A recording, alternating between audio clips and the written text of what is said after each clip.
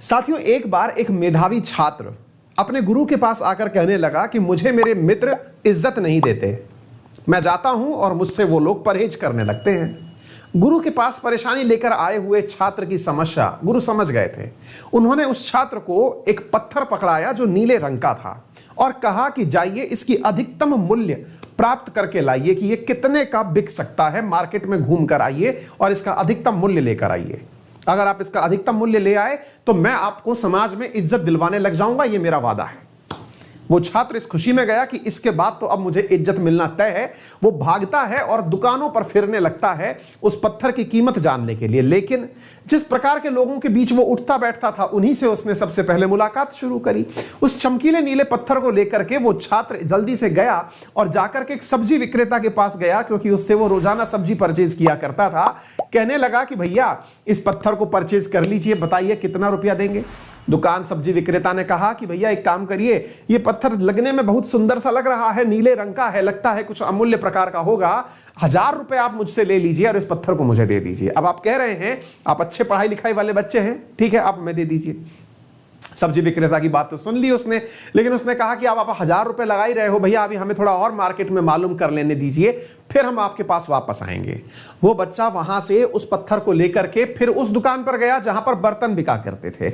बर्तन के दुकानदार से जाकर के उसने कहा कि भैया ये जरा इस पत्थर को रखिए अपने पास और बताइए कि आप इसे पत्थर को परचेज करना चाहेंगे, क्योंकि ये बहुत ही चमत्कारी पत्थर है, नीले रंग का पत्थर है और काफी अमूल्य प्रकार का है। दुकानदार उसकी बातों से प्रभावित था, मानता था कि बुद्धिमान है, इसलिए साथियों उसने उसे कहा कि ये चमकीले पत्थर को मैं आपसे 10,000 रुपए में परचेज कर सकता हूं।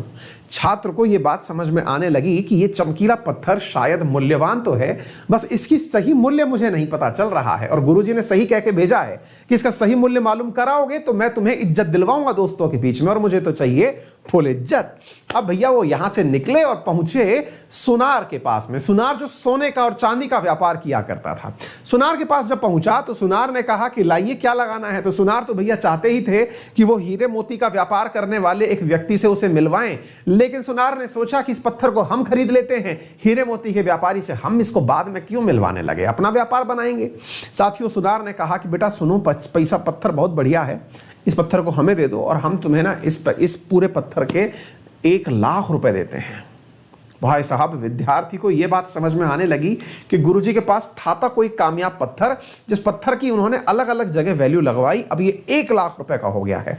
छात्र की क्यूरोसिटी बढ़ने लगी। उसने पूछा कि जब ये सुनार इसका इतना पैसा लगा सकता है तो हीरे मोती का व्यापारी तो इसका निश्चित ही कोई बहुत बढ़िया वैल्यू लगाएगा। भागा भागा गया उस व्यापारी के पास जो कि हीरे मोती का ही व्यापार किया करता था। पहुंचा और जाकर कहने लगा कि भैया जरा इस पत्थर को देखिए और बताइए ये कितने का है, कितने का परचेज करेंगे। उसने कहा कि बेटा ये पत्थर तो अमूल्य है, तुम्हें मिल कहां से गया? ऐसा पत्थर तो बहुत रेयर ऑफ द रेयरेस्ट मिलता है।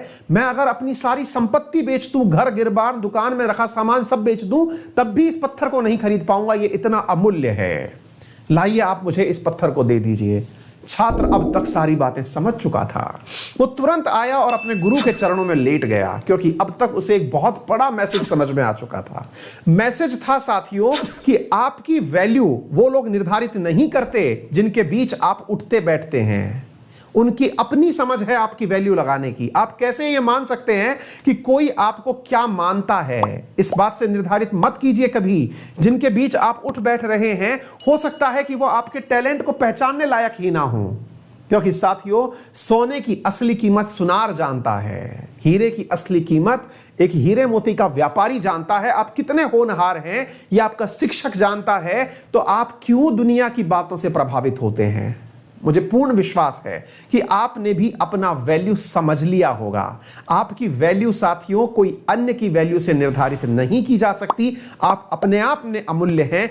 हर जगह के लिए एक सिंपल सिद्धांत है कि एक ट्रायंगल के अंदर एक ट्रायंगल सेट हो सकता है, एक स्क्वायर में एक स्क्वायर सेट हो सकता है, तो क्यों एक स्क्वायर को ट्रायंगल में सेट करके अपना मूड खराब करना? सदा सकारात्मक रहिए और सब्सक्राइब करिए अंकित इंस्पायर्स इंडिया को। Thank you.